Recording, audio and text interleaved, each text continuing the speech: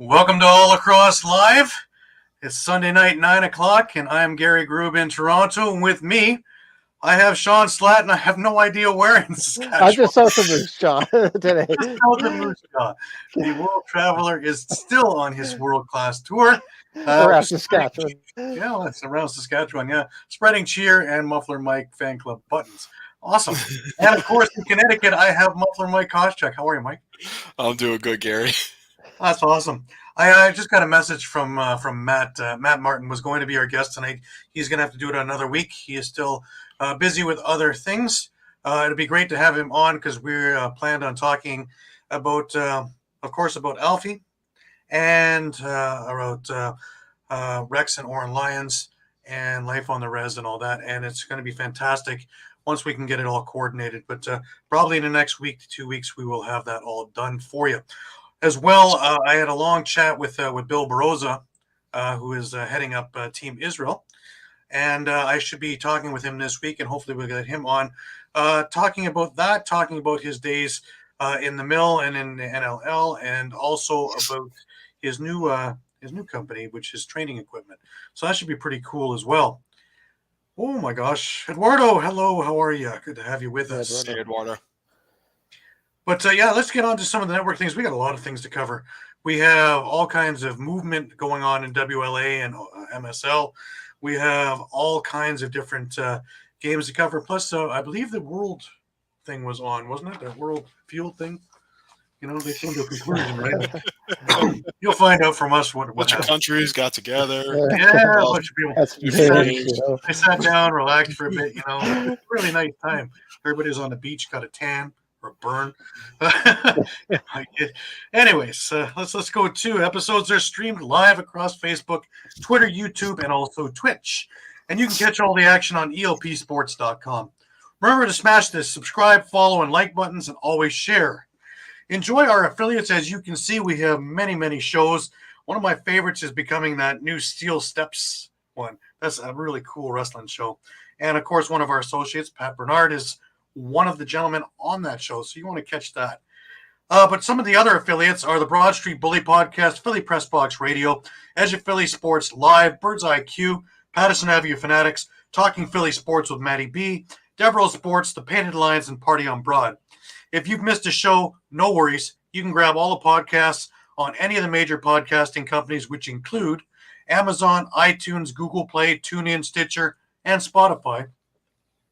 As well, you can catch us on YouTube, on the EOP Sports YouTube channel, or if you're looking for our show in particular, at the All Across All the Time YouTube channel, in which there's more than just shows. There's interviews, there's press conferences, lots to take a look at. There's some of the Fisticuff Friday stuff up there, as well as there'll be retro games coming really, really soon. Remember, you can stay up to date with all sports by visiting eopsports.com with great articles from our huge staff of contributors. And while you're there, please subscribe to our weekly newsletter. If you're like me and need a drink, Dolan's is your place to go at 24 East Sellers Avenue over in Ridley Park. If you want to check it out, first go to dolansbar.com, where they have music, great times, memorabilia giveaways, all kinds of things, great atmosphere, great food, and great people. Get your butts on over to 24 East Sellers Avenue to Dolan's. Sherry's Ticket Town. Sherry'sTickets.com is easy to use and has no hidden fees. The price you see is the price you pay. Pay less and play more with Sherry'sTickets.com. Save even more by using the exclusive promo code EOP10. Don't pay hidden fees and save 10%. Why use any other ticket reseller and get those hard-to-come-by tickets to the big game? If you need more of a personal touch, give them a call at 610-494-5050 or visit their office at 1382 Nauman's Creek Road, Suite 1, Garnet Valley, Pennsylvania. Sherry'sTickets.com also has great theater and concert tickets that are hard to get your hands on. Remember, don't overpay with the rest. Save with the best. Sherry'sTickets.com. PhillySportsTrips.com is the place that you want to go if you're looking to go on any excursion. Right now, they're doing a number of different things for the Phillies and for the Union and are still waiting on the Eagles to work out some of their long-term plans throughout the fall and winter. But you want to get over to PhillySportsTrips.com. You're not going to find any better prices than what you got there. If in some of these little excursions you get into a little bit of legal problem, David R. Cherry Esquire and his firm, the Cherry Firm, would be more than happy to try and help you out of it. Workers' compensation, motor vehicle accidents, personal injury, or criminal law, the Cherry Firm will give you a hand. Just go to www.cherryinjurylaw.com or give them a call at 610-565-0300. Tell them the EOP boys sent you, and they will hook you up. Well, guys, a few things that are upcoming here in Ontario. Next weekend, it's finally here, guys, is the Rod McDougall Celebrity Lacrosse game, plus an entire day of events over at the track in Oakville. 8 o'clock till 3 o'clock, you got the paperweight tournament. At 3 o'clock, you've got the juniors with the McDougall Cup, Burlington Blaze versus Oakville Buzz. At 6 o'clock, you got the under-11 Battle of Burlock, the Burlington Blaze versus the Oakville Hawks. And the big one is at 7 o'clock, where the Celebrity Lacrosse game happens, where you will have stars from all over, different sports, as well as old lacrosse guys, all kinds of things happening. Additional details is there's a silent auction, Cameron's Brewery Beer Garden, food, 50-50, and live music. $10 is all it costs, and kids 12 and under get in for free. All proceeds will be donated to Kids Sport Ontario, hashtag so all kids can play. 2 weeks after that, you will get to see the real comedies of lacrosse, and the Fan Cup comes to Oakville. There is tons of things going on. There will be food. There will be booze. There will be lots of lacrosse being played. There is silent auctions going on. Plus, there are other little things to, try and negotiate with to bring home to your home. But, the Fan Cup is on in 2 weeks. Yours truly will be playing in it with the Roadies again, and it should be a blast. Remember our motto, win or lose, we drink the booze. Shows you the kind of lacrosse you're about. Anyways, guys, it has been a crazy week. Let's go through a few things. First off, I want to say thank you, to everybody for all the support through the month of June for Indigenous Heritage Month. Hopefully, all of the articles daily that with little snippets of YouTube's and magazine snippets, we're able to bridge the gap of understanding between Native and non-Native, and try and push us forward that we can all get along and figure this all out. Because really, the creator's game is just that. And when Matt comes on, we'll talk about that. Because one of the things that Alfie had said was, we play for the creator, yes. And the creator gave us the grass so we can play on it, and gave us the trees so it can make sticks. So everything gets used. Everything is about Mother Earth and the creator and giving homage to the creator. So, I really look forward to getting Matt on the show. It's going to be a fantastic time. Signings. Well, we might as well start with the coaching staff, right? And Tracy Kostiuk has signed a multi-year deal with the Panther City Lacrosse Club. And as he says, I am extremely grateful to continue along this journey with our group of players and the Panther City staff. I've been fortunate to be surrounded by people in our club who bring out the best in me, including all the men and women involved with our team, management, player personnel, and the front office. They all have played a massive part in setting the highest standard while continuing to raise the bar on the daily. We're looking forward to raising the bar yet again and to taking another step in our goal of winning an NLL championship. And that was doubled by GM Bob Hamley, who had mentioned, today marks another great day in Panther City Lacrosse Club's short history. I'm thrilled to have Tracy continuing to lead our group for years to come. The leadership he provides make this extension our utmost priority this offseason. He has instilled a one-of-a-kind culture that we all are very proud of, and we know our club's best days are ahead of us with TK leading the way. Well, when your boss is saying that, that is a ringing endorsement. Absolutely. Yeah. So that's fantastic. A few more signings before we get to the multitude of trades. Ryan Smith has been signed to a 2-year contract with the Rochester Nighthawks. And they, of course, were busy with the Tyler Biles 2-year contract. Want to keep him there for sure. Mike, you had a couple of signings also that I didn't have on this thing, didn't you? Yeah, I believe so. Halifax has quietly been Very been quietly. signing some folks. I mean, I've seen posts on their Facebook page, but Tyson Bell, Trevor Smith, Colton Armstrong, and Cole Kierst, who I think was a draft pick this year, all signed 2-year deals, and then head coach Micah Kersey re-upped for another year. So Cool. Very cool. well, Yep. Hey, Patrick. What's up, fellas? The heavyweights are out. Yes. they Just talking definitely about are. your Yes, Steel indeed. Steps broadcast, man. I love it. I love it. Can't get enough of the wrestling, baby. Being a former one myself. But anyways, let's keep going to some of these movements.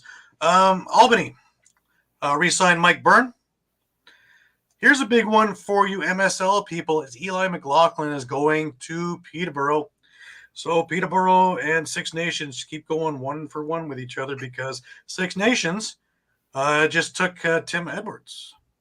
And in return, the Excelsiors get a 5th-round pick in the 2024 draft. Yeah, that's a big one. Everybody keeps matching one another. These are 2 all-star teams that are going head-to-head. I do plan on going on the 20th up to Peterborough for the Six Nations Peterborough game. Everybody should be back and rested from the Worlds, and we can't wait to see what happens there. Talking about another big signing is Steve Priolo is going back to the Victoria Shamrocks. If you remember, I have his jersey. That's a big signing. That will get some leadership, and that might right the ship enough because, of course, Victoria has been not doing the best. Middling. Slide. Yeah. I'm not wearing Victoria tonight. See, I got the showing. Go team, go. Couple of trades to talk about. Let's talk first about the Sorchetti trade. Future considerations go over to the Shamrocks. New West receives Sorchetti for the remainder of the 2023 season. What do you guys think? Yeah, it looks like, Windsor's just trying to stay in the mix right now. We'll get to kind of what Langley's been doing, but being at the top of the standings, I think they're just trying to stay in the mix there with that trade. Absolutely. Yeah, definitely provide some defensive depth. Yeah. Right. So the next one we have is we have Brett McIntyre going to Nanaimo. Future considerations to be agreed upon by June 30th. Well, it's already been June 30th. But Brett McIntyre for the remainder of the 2023 season to Nanaimo. And the playing rights to Isaac Bott go over to Coquitlam. So Coquitlam's been busy this week as well. One more for the this is a little interesting one. This is Cole Hanrahan of the Arena Lacrosse League and of Ontario Series Lacrosse. He's been playing with the James Gang and Ennismore. And he is also rights of the Peterborough Lakers. And the Lakers traded his rights to the Coburg Kodiaks. So we'll probably see him dressed up as a Kodiak. And they traded Cam Milligan, who has been playing with the Ontario Series Lacrosse Oakville Rock. And they have taken him over in Peterborough, which is where, by the way, he started. And, of course, Dad, Jim Milligan, was a coach there for many, many years and was also a coach with Coburg, for that matter. While we're at the Oakville Rock, they took a couple of your Saskatchewan Rush guys, Shawn. They did, yeah. Yes, they did. Dan Lintner is now part of the Oakville Rock, and Ryan Dilks is now part of the Oakville Rock. Continuing along with that all-star team. So instead of it being 28-3, it now will be 47-2. So we'll see. That team is incredible. Yet they didn't have a good week. We'll get to the OSL stuff. They won both games, but they didn't have the games I expected. But anyways, let's keep moving along here. The big one this week, of course, was the Del Bianco trade. Langley acquires the rights to Christian Del Bianco for the remainder of the 2023 WLA season. And over to Coquitlam go the rights to Keegan Bell and Jordan Roberts. Thoughts, guys? Yeah, that's a big one. Because even if you don't see Del Bianco in the regular season, heading towards Man Cup, Langley also has the rights to Jeff Teat. Obviously, Jeff Teat's right in the PLL right now, but if he's free come Man Cup, you've now got Jeff Teat along with Dane Doby, Curtis Dixon, Connor Robinson, Robert Church. Now you add in Christian Del Bianco along with Frank Sciliano as the 1-2 punch in goal. They're definitely gearing up for that Man Cup run and winning it on home soil. Absolutely. Good evening, Grant.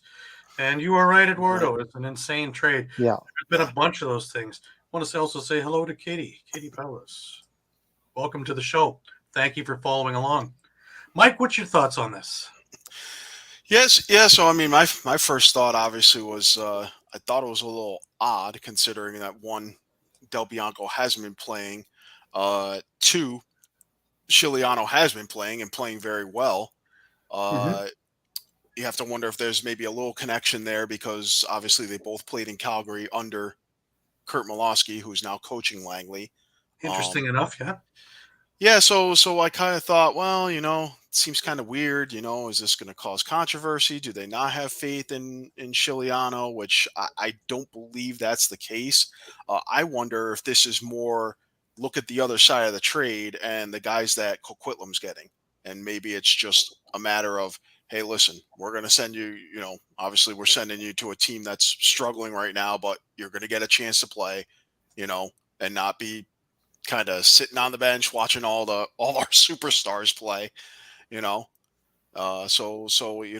when you consider the other guys in the trade, it's a chance for them to get playing time, to grow, to improve their games, which Absolutely. that's always needed, no matter where you are, which league you're in, what level of play. I was also thinking maybe exhaustion, because did he run out of fuel a little bit coming into the playoffs last year? Now, granted, there's no traveling across country for Langley this year. If it was in Langley, it would be in Langley. But between all of the series, plus he had a long run last year with San Diego and everything else that went on, could it be just splitting it up in moral support, or Del Bianco, instead of having to see 600 shots in the summer, can only have to see 300 shots in the summer and call it a nice summer vacation? And the way I see it too with Mike makes a good point, but the way I see it, again, we go back to it starting with that domino falling when Langley picked up the rights to Teat. That's where you started them seeing kind of stacking that roster, looking towards a Mann Cup. Right. Yeah. I can't disagree with that. I mean, Sure. we have to remember they were 20 minutes away from a Mann Cup last year. That's right. Yeah. So. And you take a look at what Six Nations has done, and they have to do something if they want to compete. The team they have is great, but Six Nations, again, has put together an all-star team. Just the guys who aren't dressing is enough to win a Mann Cup most years. So True. True. So fight fire with fire. So get it where you can. And if you're going to get the MVP of the NLL goalie-wise, why not? Yep. Yeah. Especially when your head coach is there. I'm sure that was a deciding factor for Del Bianco too. It would make it that much easier for him to do it, right? Yeah, because as we're kind of laughing off air before this, you have to remember Del Bianco was the one who unseated Chiliano in Calgary for that starter job. That was a tough 20 minutes, Muffler Mike. But Eduardo, on the other side of the coin, I was in Peterborough, and I was in the arena, and that was a very jubilant 20 minutes for them. Yes. Yes. It was a very, very, very energetic 20 minutes, if we want to look at that. So, yeah. And Rod Jensen was very funny, calling himself the Buffalo Bills of Lacrosse, since that was his fourth Mann Cup that he'd gone to and lost. So Rod still has a good sense of humor. He was a fantastic interview. Anyways, why don't we jump over to a little bit of junior. Shawn, start out with some of the Western stuff.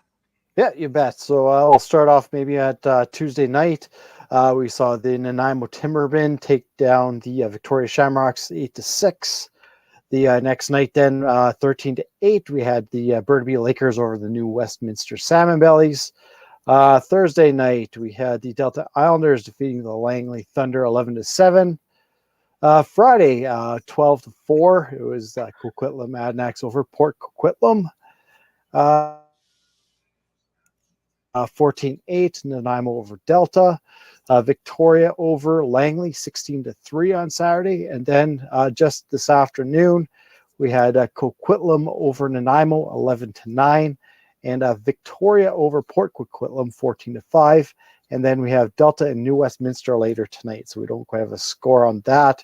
So our standings, as it looks, kind of More looking here at the playoff race, I guess. At this point, we have Coquitlam at 16-3.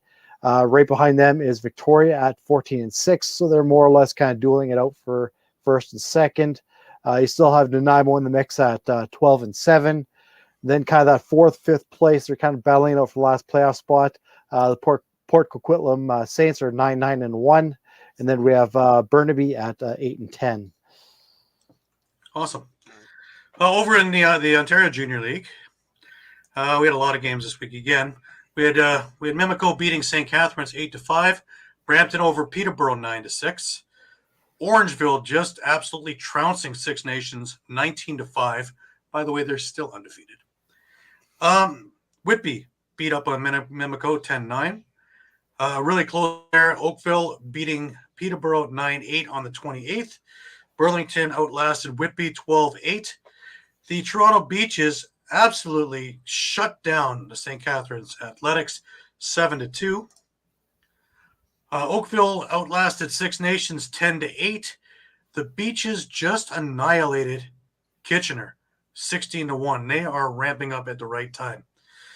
Burlington took over Brampton 10-5. St. Catharines was able to come back and beat Peterborough 11-10. Orangeville again yesterday beat Brampton 7-5. Burlington, I believe, beat Oakville. I have the score right here. Yes, Burlington beat them 11-8, and that's it for right now for scores. We have one more game upcoming, and of course that is St. Catharines and Mimico. In looking at the standings, you have Orangeville at 16-0.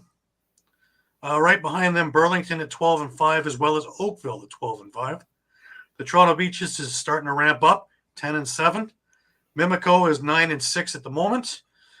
Following them is St. Catharines at 8-10. Whitby at 7-11. Six Nations 6-9. Brampton 6-11. Peterborough 4-12. And Kitchener in the basement there at 1-15. Moving over to Ontario Series Lacrosse, they didn't have a very busy week. They only had 2 games. They had the Oakville Rock in both of them barely winning. With a team like that, that surprises me. Oakville beat Brooklyn 9-6 and just got by the Rivermen 13-12. So looking at the standings there, Oakville is 11-1. Doesn't matter what the score is as long as it's a victory, right? Behind them is Brooklyn at 8-5, Six Nations 7-4, Owen Sound at 7-4 with a tie. Six Nations with 2 ties, puts them just above. Clearview at 1-10-1, and Ennismore at 1-11. The 4 playoff spots have already been decided. Now we're just going to wait to get into the playoffs.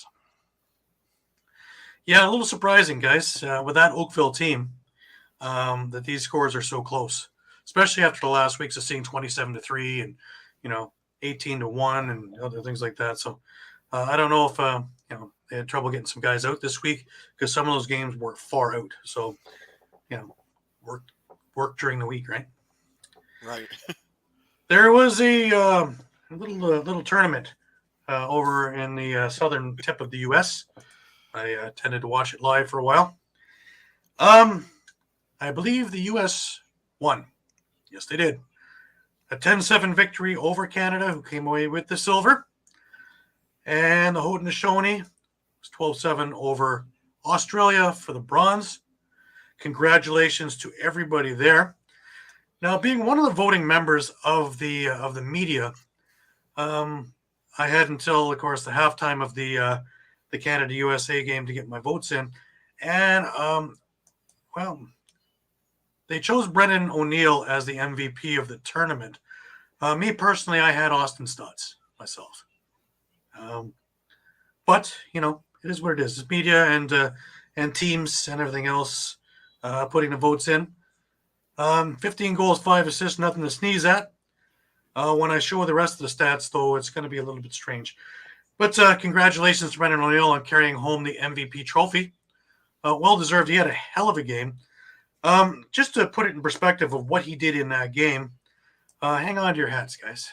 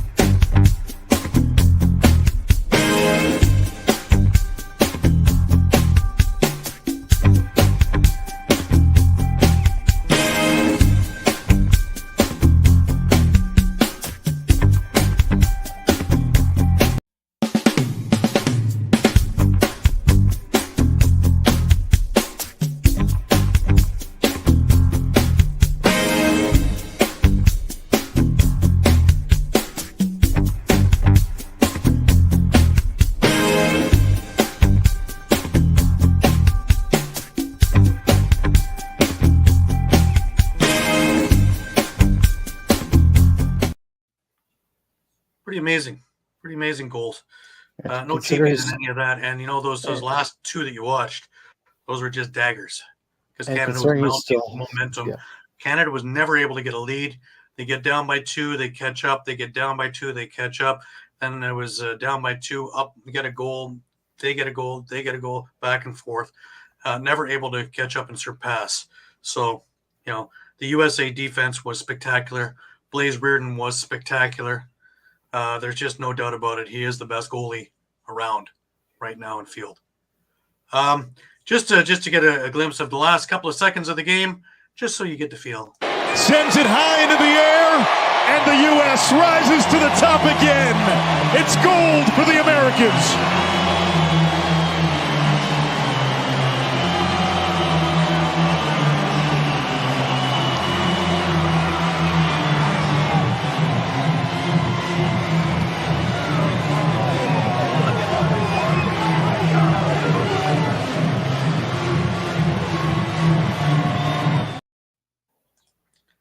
Pretty amazing, eh? A lot of electricity. They had over 15,000 in the stands for that, which was amazing. Hey, Matt, glad to see you're back there okay. But we're looking forward to getting you on the show. We will get to you. I will get in touch with you, and we'll get into it in the next couple of weeks. No worries. Yeah, man, it was some crazy stuff. Now, here's an interesting thing. Dan Arestia, we all know from Twitter, he had a great idea.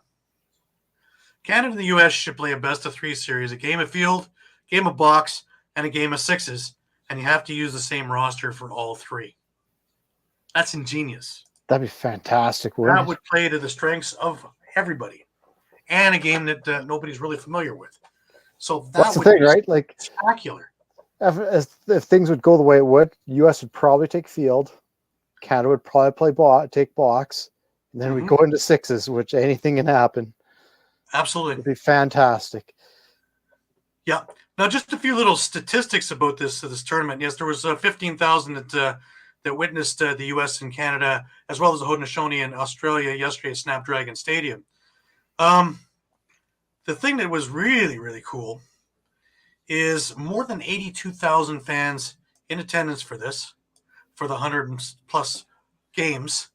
Now, to answer that, well, that's only under 1,000 a game, blah, blah, blah. All right, here's how the stadiums work. In the lower tiered stadiums in San Diego State University, you've got stadiums that maybe seat 100 people with removable stands. So you have not a lot of people that can see the game. And the stands were generally fairly full for those as well. I know it because I was there. Then up above, you had a bigger field, which is also where the track and field stuff is done for San Diego State, with bigger stands for bigger games, hence the Japanese games and some of the other games like the Netherlands and Team Israel was up there as well. Then, of course, you had Torero Stadium, which seated, I believe, between 6,000 and 10,000, which is where Canada, England, Haudenosaunee, Australia, U.S. played their games, and those were pretty full for most of the games that I was at. So because you're seeing a few empty seats in Snapdragon, yes, it's a 35,000 seat stadium for the San Diego Aztecs NCAA football team. So 15 to 20,000 people, which is what you saw at the finals and what you saw at the opening ceremonies, is darn good, if you ask me. And to have 82,000 people when you're looking at these games during the week of work days, that to me is pretty impressive. Also, that this was broadcast into 190 plus countries. That's impressive too, because that's the goal of getting in the Olympics, to get it to another 280 countries, correct? And that's kind of the point I wanted. Yeah. That's sorry, Gary. That's kind of the point I was like to make, is not only just the attendance, but I'd love to know what the viewership numbers were. Mm-hmm. Yeah, I'm waiting to see that too. But for now, this is all I've got. But you know what? It's growing rapidly. And just to take a look at some of those other things, first of all, we had a history-making game in the playoffs where all the officials were female officials. It's about time. Jesus.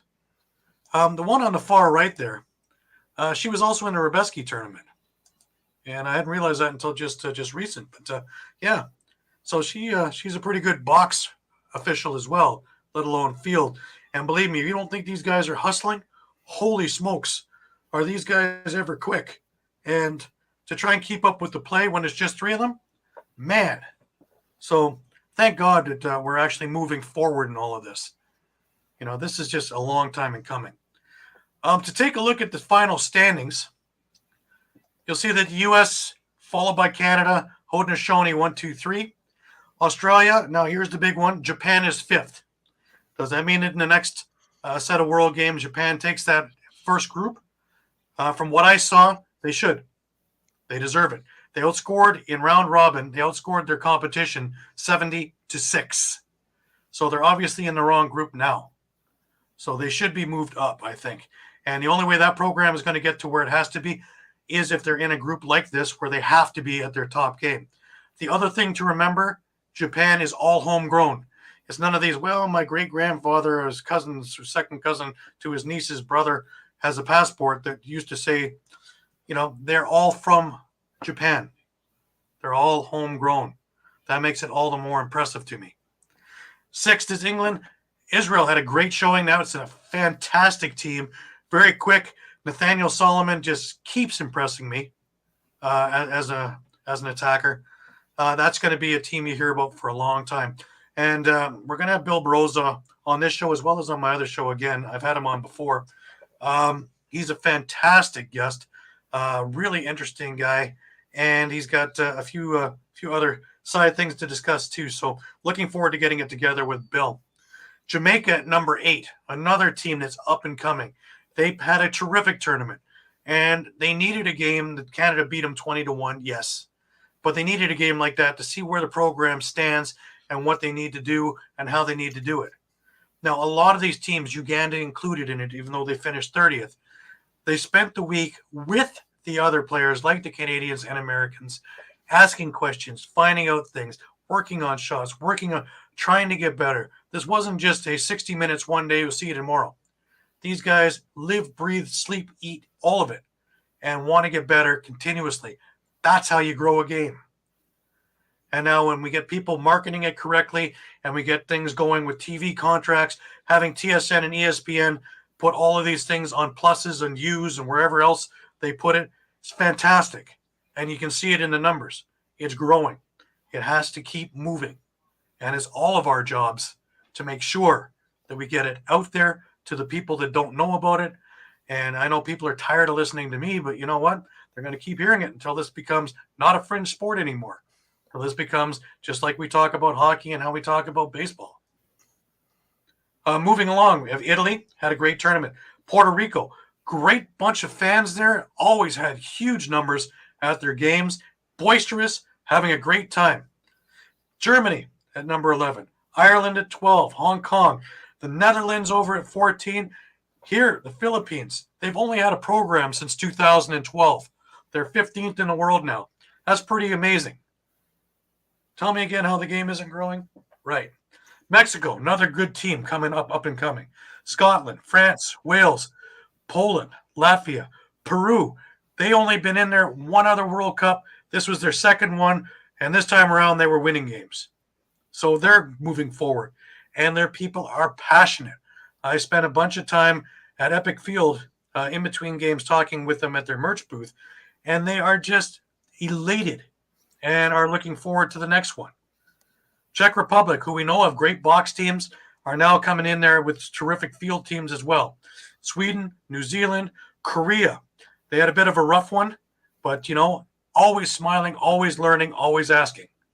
Switzerland, Austria, Denmark, and, of course, Uganda, who were the party of it. Always with a smile, always working. Still, the best goal celebration I had seen to date. That first goal that they scored in history was spectacular. So, yeah, is the game moving? Absolutely. Good to see Israel and Jamaica in the top 10. Absolutely. And Eduardo, Japan, Israel, Jamaica, very impressive. Absolutely. And their games were so entertaining. Even when they're not winning, so entertaining. Yep. Absolutely. Good point. Yep. Mm-hmm. Now, to take a look at some of these awards, we've already talked about Brendan O'Neill. Best attacker, Austin Stotts. Best midfielder, Brendan O'Neill. Best defender, Jacob Pizzeno from Haudenosaunee. Good choice. Best goalkeeper, I say without a doubt, Blaze Reardon. Now the all-world team, I voted for as well. Austin Stotts, Jeff Teat, Shinya Tateshi from Japan. Fantastic tournament. Brendan O'Neill, Michael Sowers, Josh Byrne, Graham Haas, Jacob Bizzetto, JT Giles Harris, and Blaze Reardon. Hopefully we can see some of the other countries start cracking these all-world teams, but as their programs get better, they will be able to crack these things no problem. Because there are a lot of players on these teams that absolutely had my head turning and looking at my program for, who is that? Who is that? Because they were just fantastic. Now, as they get more players like that, as they're up and coming and grow up with the game, it's one thing to hand a kid a stick at 22 years old. You go, here, learn this.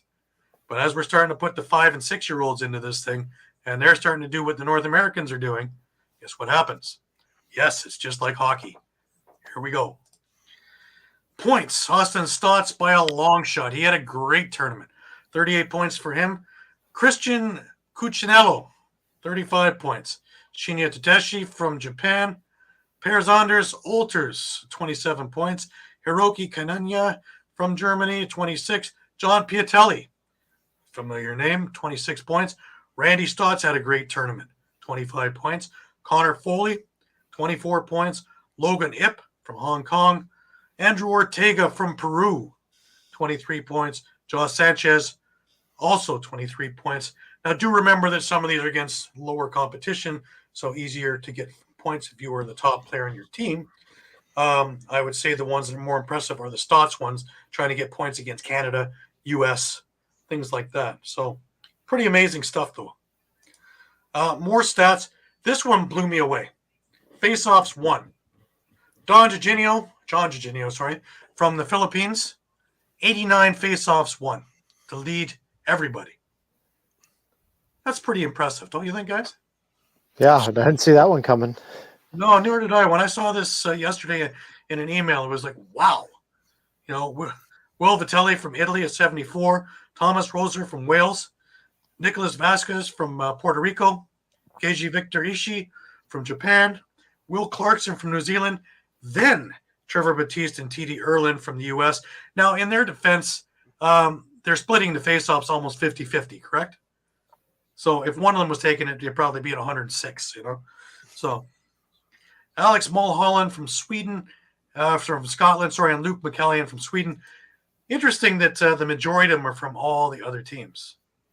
You don't see Jake Withers. You don't see, some of the other teams, Well, to your point again, I guess, Gary, some of those are like lower tiered teams as well. Mm-hmm. So it might just come down to the competition they're facing also. Which also brings us to this one with the goalies, right? Save percentage. The number one save percentage is 65%. Ryan Richter's from Latvia. Shogo Wishima from Japan. Remember that this guy was perfect in a couple of games. I believe that's Blaze Reardon, not Blake Reardon. 59.5. Thank you, World Lacrosse. Dan Morris from the Philippines at 56%. Andrew Morris from Israel, another fantastic guy and a fantastic player. And boy, is he a character on the field too. 55.6. Joe Walsh, love his band, from Ireland at 54.2. Joseph Varela from France. Andrew Bremgartner from Switzerland. Will Mark from Puerto Rico. And Sean Aaron rounds out the top 10 from Australia. Yeah, I'm amazed at this stuff and how up and coming these guys really are. Yeah, exactly. Face-offs, just incredible. And you're right, too. Tadashi is outrageous. He is a juggernaut, and soon you'll see him. Japan all around is amazing. PLL or even NLL will give him an opportunity in a training camp, see if he can adjust to the box game. But these are incredible, just to see that the rest of the world is catching up, which is what we need if we're going to grow this game. So, I'm really enthused about all this stuff myself, personally. All right. If you if you guys are jonesing already for a little bit more road lacrosse upcoming, Of course, we have the 2024 Women's Under 20 Championship, August 15th to 24th in Hong Kong, or the 2024 Box Championships for men and women, September 13th to 22nd in Utica, New York, coming up next year. Just stay up to date with worldlacrosse.sport for everything that you need to know. I was going to say, sorry, Gary, don't forget the World Juniors as well. That's right, the World Juniors in Saskatoon, where Shawn will be at those, covering them for us. Pretty amazing. And should be some fantastic lacrosse. Pre-Minto, yeah? Yeah, it's in August here, Yeah. So it'll ramp right up into the Minto season, and we'll be going. And, of course, I'm doing my Haudenosaunee Nationals. You know, support, guys, support. We need to support these teams. You know, absolutely. And what a great bunch of people, too. And they travel well. It's heartwarming to see that, you know, because as I found out, San Diego isn't around the corner. So to get there from all over the place is amazing. So kudos to all of the people who went. Kudos to all the people who tuned in. Kudos to TSN and ESPN for broadcasting everything to allow us to see everything. And to me, that's the first step is, you know, I can get off the pulpit now. I'm not preaching to the choir anymore. Now we have a congregation. Because remember, the Sixes idea, and we've talked about this before for the Olympics, it's one thing with Mark Riccio talking about it with us on the other show for a grassroots thing, is it gets every kid to play all the time, learning the game without even knowing about it because it's constant motion, and you don't have somebody sitting at midfield hoping the ball doesn't come to them, you know, kind of like the right fielder in baseball. Here, everybody is running around and learning and having fun. To get eyes on it, you want something that's quick and fast and not long, time-wise, for your television audience, especially one that is not very versed in it. Now, to get it to another 200 and something countries, once we get them, then we can teach them. Then we can give them the traditions, the cultures, the creators game, the medicine game. But if nobody's going to watch it, we have nobody to teach it to. So to get them to watch it, that's the key. And that's the goal. And 2028 for the Olympics hopefully is it. Yeah, Grant, you're right. Finally, some decent mainstream broadcasting. And for anybody who was talking about, well, you know, we had the US ESPN guys. I do believe I heard Teddy Jenner doing a number of games. I do believe I heard Jumbo Elliott doing a number of games also. So, yes, they were there. So just because the big game, of course, ESPN is going to put their people on it because they're used to doing the big games. So chill. Still Relax. exposure. If you didn't want to hear them, there is a mute button on your TV. So, you know, I think that would work too. You know, you can call your own game if you'd like. Just saying. Anyways, that brings us over to some WLA action, guys. All right. Well, all righty. Give Gary a break. You can have He's getting hoarse. My God. Let me get off my pulpit for a minute, okay? Yeah, I'll start with the games from last Sunday. We had Nanaimo steamrolling Burnaby 15-5. Zach Mans 4 goals, 5 assists. Nathan Grennan 1 and 4. Really, the Timbermen took control in the second period, shutting out Burnaby 4-0. Devlin Shanahan back with the team now after his NLL Cup win with the Buffalo Bandits, 28 saves. For Burnaby, it was mostly Torrin Eccleston, 3-1. Jacob Dunbar, he had a goal and an assist, but unfortunately, the last few games his plays kind of dipped down a bit from the start of the season when he was leading the league in scoring. So then we had Coquitlam and Maple Ridge, and they actually ended up playing each other twice in a span of 3 days, which was kind of odd, a little scheduling quirk. But last Sunday night they were in Maple Ridge. the Berards took control of the game with a shutout in the second period, 6-0, to win 8-4. Garrett Winter, 2 goals, 2 assists. Connor White, 2 and 1. Ryan Jones had 1 and 2, and Brandon Humphrey, 38 saves. Not much to speak of on the Coquitlam side, obviously, with only 4 goals scored. Yeah. But Coquitlam came back 3 days later and beat on the Berards. yeah. Well, they won in overtime, 11-10. It's their first win of the season. So To me, that's a beating on the Berards. Off the schneid. So big games from some NLL guys. Clark Walter and Brett McIntyre, both with 3 goals, 3 assists. Luke Jaber, 2 and 0. Matt Delmonico, another NLLer, had the game-winning goal in overtime. Andrew Gallant made 35 saves for Coquitlam. For Maple Ridge, Ryan Jones, a goal and 7 assists. Pretty busy night. We had Drew Andre with 2 goals and an assist. Brett Kujala, a pair of goals. Will Clayton, 2 and 3. Brandon Humphrey, another 38 saves, back to back. This time it was in a losing effort. So, alrighty. Yeah. That brings us over to Wednesday, and that was Langley over the Shamrocks. Langley over the Shamrocks. Shamrocks continue to struggle, Gary. Yeah, 9-3 win. Langley over Victoria. Like Victoria, 1 goal in the first, and were shut out in the second, and that was pretty much good night after that. So let me pull up some of the stats here. Yeah, we had for the Thunder, Dane Dobie had goal, 4 assists. Robert Church, 2 goals, 2 assists. He continues to have a great summer. Connor Robinson, 1 goal, 2 assists. Dylan Kinnear, 2 goals and an assist.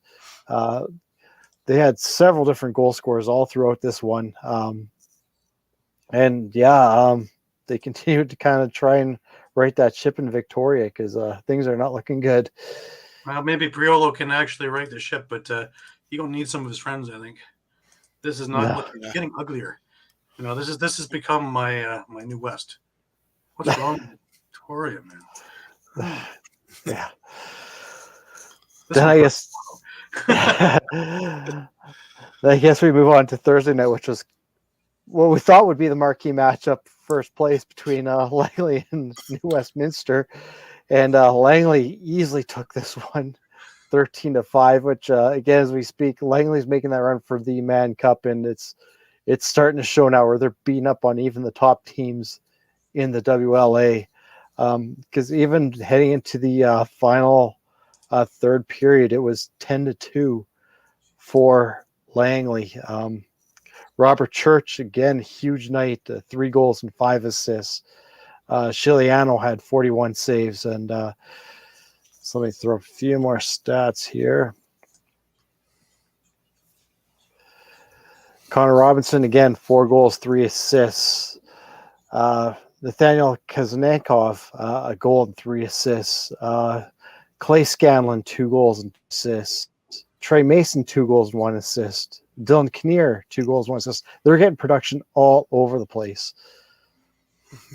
Yeah, Langley. Yeah, it's kind of hard to argue against Langley right now, isn't it? Yeah. It really is. I mean, there's not a second team. It's not like MSL, which at least has Peterborough and Six Nations battling it out. Well, we thought it was with New West, but I mean, just to be just shellacked, you know, like this. I guess I mean, I mean, Langley's already taken the regular season series with New West because I think they won the first game, you know, back in week 1. Yeah, it was a lot. In fact, it was a lot closer than this one was. Yeah. Another interesting stat too. Is Ryan Martell, 0 points for New West against Langley. Yeah. So either he had a bad game or Langley just shut him down completely. I'm going with number 2. Yeah. I just think Langley is just that good. Bar none. All right, that brings us over to the Timbermen and the Shamrocks. Yeah, so Shamrocks woes continue. I think that's their this is their fourth straight loss. Nanaimo 11-9. Tiger Clark hat trick for Nanaimo. Zach Mans again, he's having a great summer, 2-4. Unlikely source of offense for the Timbermen, Tyson Rowe, 2 goals and an assist. Colton Lidstone had 4 assists, and Devlin Shanahan again, coming right off that cup win, picking up where he left off last year for Nanaimo, 46 saves. And Victoria just not enough, and they can always seem to get one guy to do the scoring, but not Right. everyone. So you had Tom Vason with 3 and 1. But McCulley was held to a goal and assist. Patrick Dodds was held to a goal and an assist. Marshall King didn't find the net at all. He had 4 assists. So, but we're also hearing that they're rebuilding. So they really could be in that kind of in between where it's like, okay, well, we're rebuilding, but we're also trying to do things like bringing in Priolo to. You got 2,800 people coming in to see it. You're going to have to give them some form of Yeah. right? You feel like even a team like Victoria, even if they're rebuilding, you think they become more competitive, I guess you could say. That would be like Peterborough in the East. They may be rebuilding, but they're going to have to do something to get the 4,000 people in there, right? So yeah. I mean, right now they are holding on to that 4th spot, but really, I mean, this loss to Nanaimo, it puts them like 2.5 games behind Nanaimo, for 3rd place. They're still holding on to 4th, but they've got Maple Ridge breathing down their neck. Maple Ridge is only a game behind, and they still have 1 to play against Maple Ridge, and right now they've lost 1 and tied 1 against Maple Ridge. So, and Maple Ridge is one of those teams that you just don't know from night to night what you're going to get, and they could easily just steal one on you. Yeah, and I mean, if they put it together, then they're going to win that regular season series. So, and that's going to be big come playoff time. So, and I think I wrote that last week in my recap. The game they played after they tied Maple Ridge, that this tie could really. Could really work for them, but it could really work against them. And it's slowly starting to look like it's going to work against them come playoff time. So. And then we had New West the next in the other game on Friday night, just shellacking the Lakers. Yeah, maybe that's something they kind of needed after the game against Langley, kind of right that ship. It's like a Jekyll and Hyde team, really.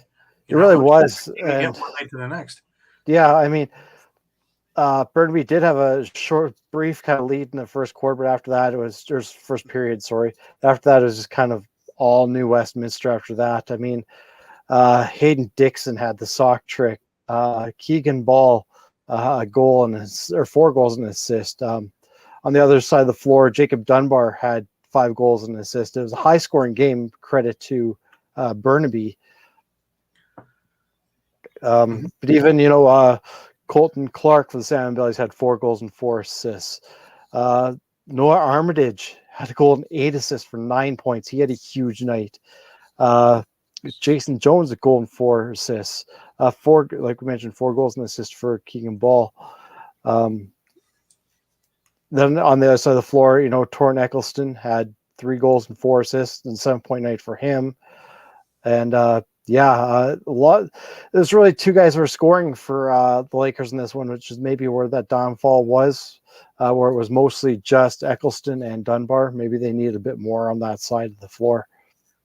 And that was it for the WLA. They have no weekend games this weekend, just like the MSL, Canada Day weekend, and we've decided to close shop. Makes no sense to me. Everybody's off. You can get good crowds, but we're closing up shop. CFL did the same thing. No sense at all to me. Anyways, we'll move over to the East and the MSL and only had a couple of games to talk about there. Brampton was involved in both of them. Lucas Nagy continues to make a point that he is a goalie that should be looked at by the NLL. Brampton lost this game 6-3. You're talking about these heavy scoring games out west. This was 6-3 to Brooklyn, but it's not as though there weren't any shots. There was 51-41 in favor of Brooklyn by the end of this game. In fact, Brooklyn had 22 shots in the first period. Lucas Nagy gave up 1 goal. Now, if your goalie can give up only 6 goals, if you have any form of offense whatsoever, you can win this game. Brampton is still looking for this particular offense. Jack Boyden opened up the scoring in the first. Henry Follows tied it up for Brampton. Tristan Hanna and Brady Kiernan also put goals in for Brooklyn, which gave it 3-1 after 2 periods. Brampton brought it to 3-2 with Robert Hudson. Connor Kiernan got a goal. It became 4-2. Carter Zavitz made it 4-3. But Kyle Waters and Ryan Keenan put in a couple of goals at the end. And this game was over, and it was 6-3 for Brooklyn. Good pitchers duel. Over the next night, Brampton then went over to Peterborough. And, you would expect that after that, maybe Brampton was just fit for the taking. Peterborough did win the game, but again, they won 9-7. Once again, Lucas Nagy in net. And once again, he faced 57 shots. So he made 50 saves. Still making a case that maybe somebody in the NLL should have a look. For the Lakers, Drew Hutchison in net had a good game as well. Josh Courier opened up the scoring for Peterborough. Mike Robinson, and then Mike Robinson again. One was shorthanded, one was full strength. 3-0 for Peterborough after 1, and it really looked like they were going to run away with this game. Enter Brampton in the second period with a 5-2 period. Rory Graham got the first goal unassisted for Brampton. Austin Hazens then made it 4-1. Josh Medeiros on a power play made it 4-2. Turner Evans 5-2. And then getting 3 in a row from the Excelsiors. Hudson, Goddard, and Portelli. And this thing was tied 5-5 after 2. But, quite the game happening. Brampton actually took the lead a couple of minutes into the third period with Curtis Goddard scoring off an Andrew Brigatti pass. And then came what seems to be the MO for Peterborough this year, the Peterborough third period. Josh Courier holding Catoni with 2 in a row, and Mike Robinson, and this game was out of reach. With 15 seconds left, James Whiteford scored for Brampton, but that just made it 9-7. Too little, too late. Peterborough comes away with the narrow victory. And that was it for the week, guys. There was only 2 MSL games. Upcoming this week, Brampton is playing in Six Nations on Tuesday. Doesn't get easier for them. Six Nations then travels to Brooklyn on Wednesday. Thursday, there's a pair of games. Brooklyn goes to Brampton, and Coburg faces Peterborough in Peterborough. And on the 9th, next Sunday night, Brooklyn heads over to Coburg and has a battle over there. And that is the week of MSL. And I believe Six Nations at this point, Six Nations and Peterborough just need 1 win each to pretty much secure a playoff spot. So with Brampton already at 2-9. Yeah, and Coburg 2-6. They've played less than everybody else. But, I don't think Brampton's going to catch Coburg either, honestly. Tell you the truth. Yeah. And Six Nations and Peterborough are tied 7-2. Yeah. Interestingly enough. Yeah, so they can. So I mean, the 16-game season, so they can pretty much lock up playoff spots. The 20th is going to be a big game for those two because right now they're 1-1. Yep. So Brooklyn 4-3 and Coburg 2-6, of course, to round out the standings there. Now we are back into the PLL business this coming weekend as they get all their players back, and we have our 4 games, which starts Saturday, July the 8th, with a 6 o'clock Eastern game. Remember, this is in Minneapolis, Minnesota. The Water Dogs face Chrome at 6. The Cannons face Atlas at 8:30. On the Sunday, you have a 2 p.m.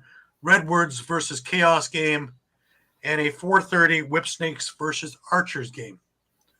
So it'd be interesting to see everybody with their allegiances back. They're not playing against each other again. I'll bet all the guys on the Cannon or on the Chaos are going to be happy to be together again, and they can compare medal colors. But that is the week that was. Any extra things, guys? Shawn? No, just looking forward. I know we're past the halfway mark here with the WLA, and playoff hunt is going to start heating up here, so really looking forward to it. Absolutely. And there's some interesting things with the players signed and traded, and see how they're going to work into the lineups coming down the stretch. Oh yeah. Yep. Mike, any words? I don't know who's going to stop Langley at this point. Keep an eye on that race for the 4th spot in WLA with Maple Ridge and Victoria. And honestly, that they're not looking great as of late, but Burnaby's only a couple of games out of that spot as well. So that's another team that can turn it on and flick the switch too, that you might have to watch out for. Yeah. Eduardo's going for the Archers. Atlas. Atlas. Just like Burgo. Anyways. It's been a busy couple of weeks there, traveling around, doing a World Lacrosse thing, also getting all the Indigenous thing, and not knowing what to do with all the rest of my time. Well, I'll do five MSL games. How about that? And then, say, thank goodness we get the PLL again, because I tell you what, guys, we've been spoiled with the PLL. I didn't think that would ever come out of my mouth, but watching the World Championships and yes, there was a drinking game going on yesterday. For every time they mentioned that there was no shot clock, so somewhere around the 11th time my bottle emptied and just made for a long evening trying to figure out what I was doing. Yeah, but having a shot clock in the PLL, having a little bit smaller dimensional field, having the 2-point goal arc. These are all things that I didn't think would be very much into my psyche, but not having them there, I miss it. And when you have a team as good as the U.S. or Canada or Haudenosaunee, they're that good with the ball and they're that good passing against a team that is not. This just is an unfair advantage when you talk about having no shot clock. Because occasionally you'll see a flag go up for stalling, and even then that really doesn't do much because then they just have to stay in the box. So, this kind of puts a little bit more of a fair thing to a team that can't pass as well. Just evening out playing fields again. Because, to see 25-2 scores doesn't really throw me any. And to be honest, Gary, if I could add something, we were talking about viewership and wanting the guys watch the game. After a while, it got boring with the no shot clock because, as you mentioned, especially those good teams, they just held the ball because they didn't have to do anything. And it turned out, I hate to say it, a little bit boring. Yeah, it doesn't have that kind of fervor that the PLL is obviously going for. They want a fast-paced game and lots of scoring and lots of opportunities, and it works. That's why it's there. But to say also to have that 2-point arc, I didn't think I would be, well, whatever, kind of like remembering to see old NBA games that didn't have the 3-point shot. And, what a difference that makes, especially in playoffs, especially in NCAA. You look at that. Well, putting that 2-point goal arc in there changes the atmosphere of a game like this. 2 of those, and it doesn't matter how big a lead you got, right? Yeah. Right. And having guys who have 110 and 115 mile an hour shots is very easy for those to all of a sudden accumulate. So nothing is out of the realm of possibility for a victory. Here, once it starts getting, 8-1, 10-2, 12-3, that this is out of the realm of a team that they're not going to score 9 times. So, you can just kind of put your feet up and go, well, next game. Right. So, in the interest of it all, maybe it's time to start looking at some of these, maybe not all of those, but some of these things to start. If you want to have some of the other nations start moving their way upward, this might be the right way to help them along to doing it. And I don't think it's compromising the game at all. Just a thought. No, I agree. I think it has to start with, personally, I just think it has to start with the shot clock, just for a viewership standpoint. If we want to get eyes on the game, things moving, right? Yeah.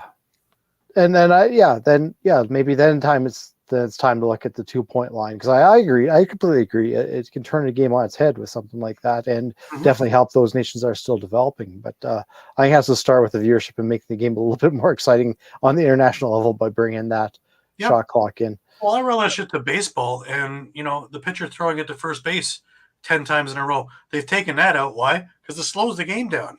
Yeah. Well, same thing with passing it 22 times amongst yourselves as you're going around in circles around the net, just trying to kill some clock. Yeah, because if I'm Team Canada, I'm up by a few goals against a weaker team. I'm just passing the ball around. I know I can keep it in the box, and even with the stall warning, I can keep it in the box and just kill a minute, 2 minutes off the clock. Absolutely. Mike, what do you think? Yeah, I can't disagree with any of that. Shot clock is going to keep the game moving and kind of force all teams to have a plan, when they get in the offensive zone. So. And hearing about people bellying about officiating in the World Cup, man, you know how quickly they're moving. And to have 3 guys trying to cover that big a territory and to be on top of 97% of everything that went on, I'd say that their officiating is in pretty good shape from all over the place. Were there a couple of things missed? Of course there is. Is there a couple of things missed all the time? Of course there is. They're human. It's a human aspect of the game. Is it unfortunate? Sure. Do we need to turn everything upside down? Heck no. And to watch this live and watch them running up and down in front of me, man, are they ever chugging it along. And to be in position for, like I say, about 97% of what's going on, honestly, I don't think that we have any trouble whatsoever. Lay off the refs. They did a bang-up job for 107 games, including the championship games. They weren't the ones that shut down the Canadian offense. That would be the U.S. defense. Remember that Canadian offense only got 7 goals, right? So anybody who's belly aching about it because of the referee, you're looking for excuses. No. As Canadians they get, U.S. deserved that victory. Simple. They were best at each. They were the better team. Absolutely. Coaching-wise, they had a better plan. They also had better adjustments. Everything else is, splitting hairs. One day Canada will win, one day the U.S. will win. But the U.S. on this day was the better team, and they had the better strategy. And they were able to contain Byrne. They were able to contain Teat. They were able to contain Berg. They were able to contain anybody else you were thinking about. Williams. They were able to contain anybody you could think of in there. And they tried. Man, they tried all kinds of things. They weren't able to get they weren't able to get even strength goals. Their first couple of goals were all on power plays. The way that they had everything schemed was perfect. And they weren't going to get outrun. So they were very agile also. So did they deserve it? Yes. Congratulations, United States. You deserve the gold medal. Absolutely. 100%.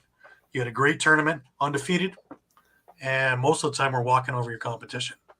So simple. At one point I just wanted to make earlier about O'Neill. He's a college kid still. Yeah, he just won a award too. Yeah. He's got another year to go over at Duke. So look out. You want to see an interesting thing? Let's watch him next year. I'm watching these guys. Well, maybe he's better at midfield. Come on. The guy was an acclaimed attacker, winning all these awards. He just happened to be in that right position to fill in that role, and he's that good. If he becomes ambidextrous, he's going to be unstoppable. Yeah. So we'll see. But as a player, He's phenomenal, as are everyone else on that U.S. team. Just like the Canadian team. These programs are so far ahead of everything right now that I'm really looking forward to watching some of these other programs gain some traction now and start playing them more, that they know where they stand and what they have to do. And then it's really going to get interesting for all of us because we all win. As these nations come up, we all win. We get more exciting, more interesting games because it's not, the U.S. has won 11. Canada's won 3, and I don't think anybody else has won. Wouldn't it be cool? Like, wasn't it cool the first time that like Finland won the World Cup of hockey? Wasn't that cool? Yeah, we could sit there and sulk it wasn't our team. But, man, that meant some program caught up. It's amazing. And not to prolong this, that's why I'm actually kind of excited to see Japan if they end up on Pool A now, because they played excellent against some lower teams. Let's see what they could do with those upper echelon guys now. Could they give them a game? Because that would be awesome if they could, couldn't it? Yeah. Oh, yeah. They did good in the playoffs as well, playing upper echelon teams. So, can they do it? Sure they can. Are they on the cusp of doing something really great? Yes. Yeah. Yeah. So let's leave it there, guys. Just remember that we are on Facebook, we are on Instagram, we are on Twitter, and we are on YouTube at All Lacrosse all the time on all of them. Remember to check back 2, 3, 4 times a day, because if you've been following us over the last while, the news is always changing, and we are on top of it all. We have our fingers on the pulse of the situation. As well, you can check us out at www.eopsports.com/lacrosse. Or if you're looking for some of the other stuff on there, there are many other articles from many other writers in many other sports. So you can check it all out at your one-stop shop at eopsports.com. But remember, we are here every Sunday night at 9 p.m. We appreciate your patronage every week. We look forward to seeing you guys again next week, 9 o'clock Eastern, guys. Until then, for Shawn Slaght is just south of Moose Jaws this evening and the roving tour that will be going ahead. For Muffler Mike, who is in Connecticut, I am Gary Groob in Toronto, wishing you the best of weeks. Remember to keep your stick in your hand. Until next week, guys.